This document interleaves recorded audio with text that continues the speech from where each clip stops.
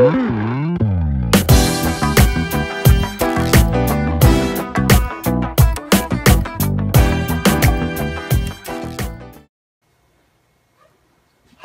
og velkommen til Jeppe og Emils video tutorials. I dag har vi gæstebesøgende Christian Thorsten og Rasmus Boritz. Og vi glæder os rigtig meget.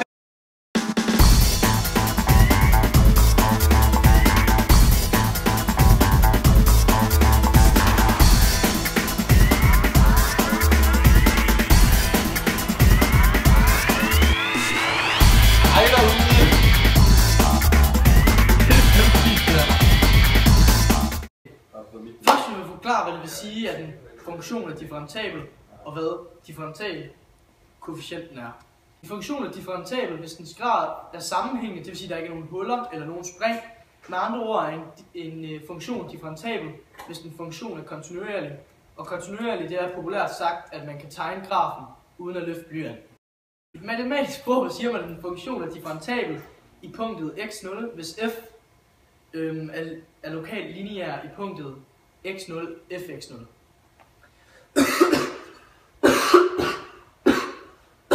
Prøv lige komme noget væk. Nå, sidespor, tilbage igen. Figuren til højre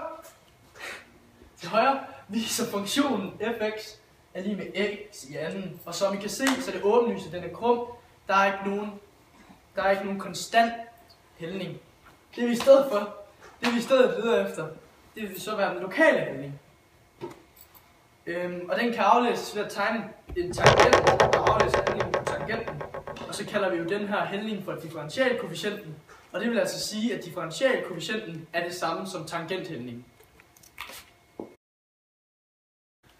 Tangenten og tangentens hældning.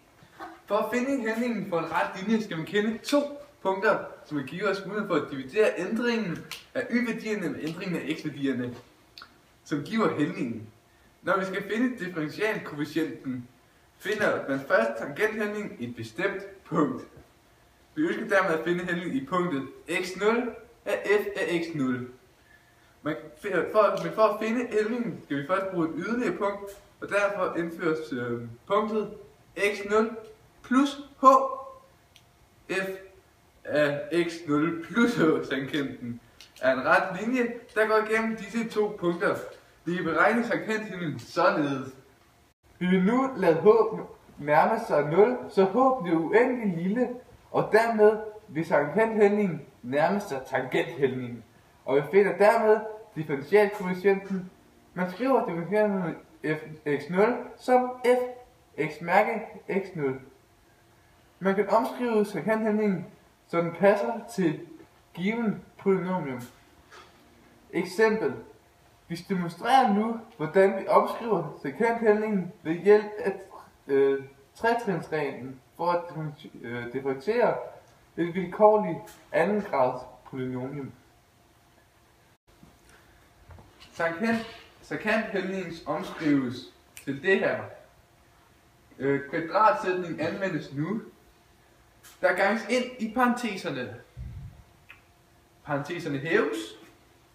Vi reducerer. Og derefter forkortes h væk. Vi lader nu h være 0. Når h nærmer sig 0, vil ledet hvor h indgår forsvinde, da der ganges med 0. Vi får dermed udtrykket det her. 2 af x0 plus b. Funktionen f af x er lige med ax anden plus bx plus c er altså differentialablen for alle x og den afledende funktion er f mærke x 2xa plus b. Bevis for tangentens ligning. Sætningen.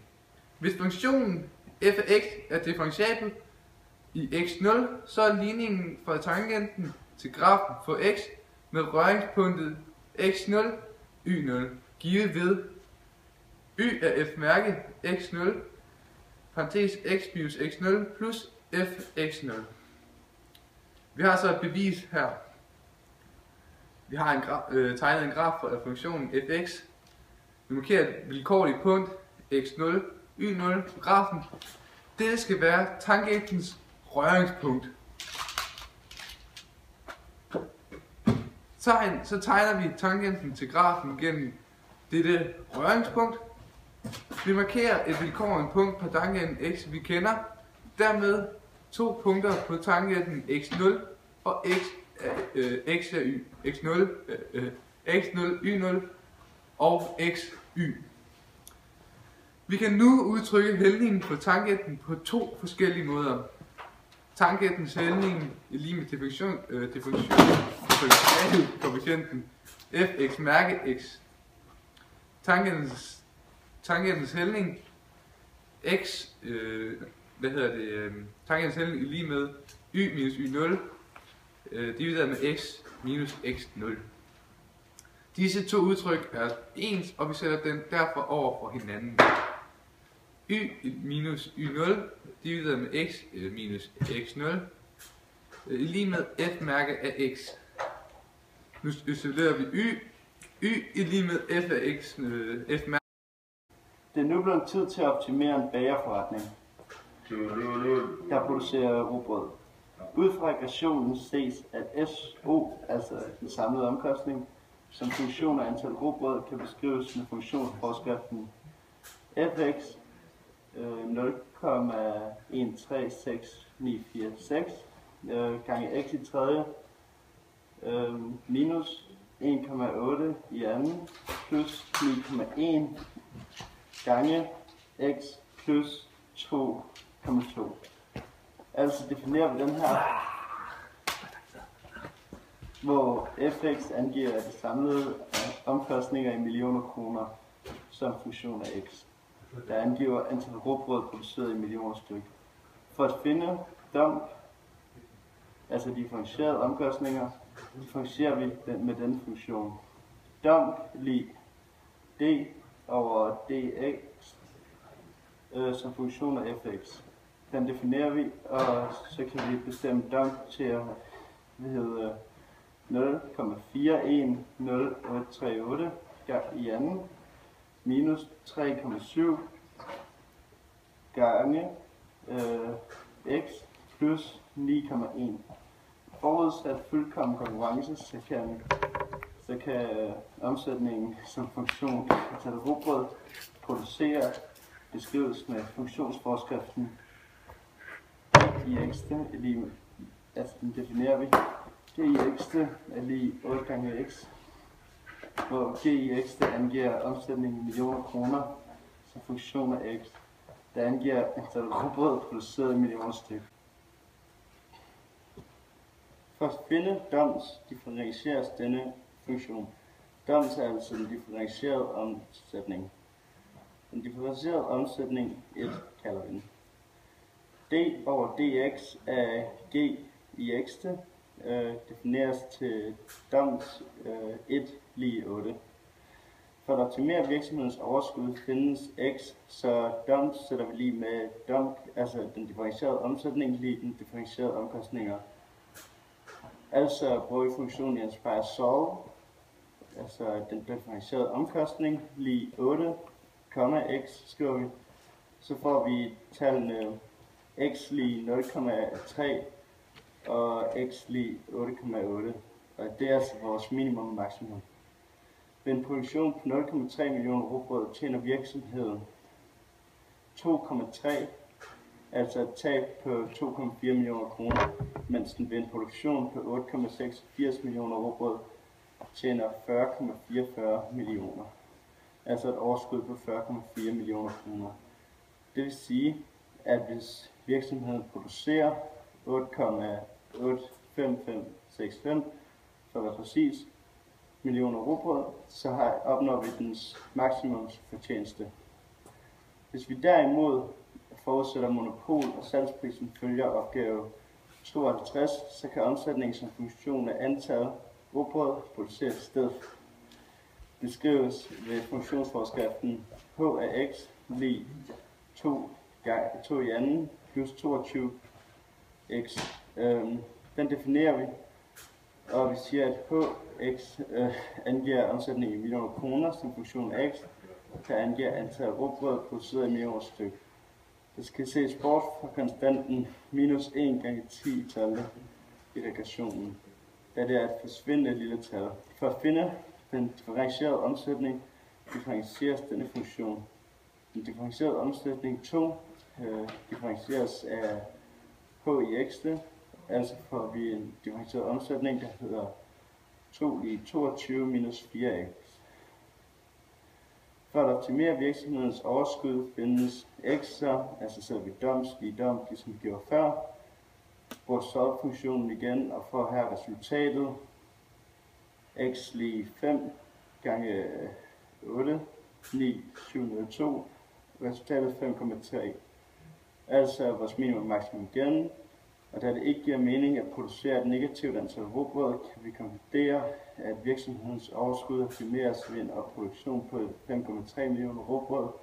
Ved denne produktionsmængde tjener virksomheden 42,4 millioner, altså et overskud på 42,4 millioner kroner.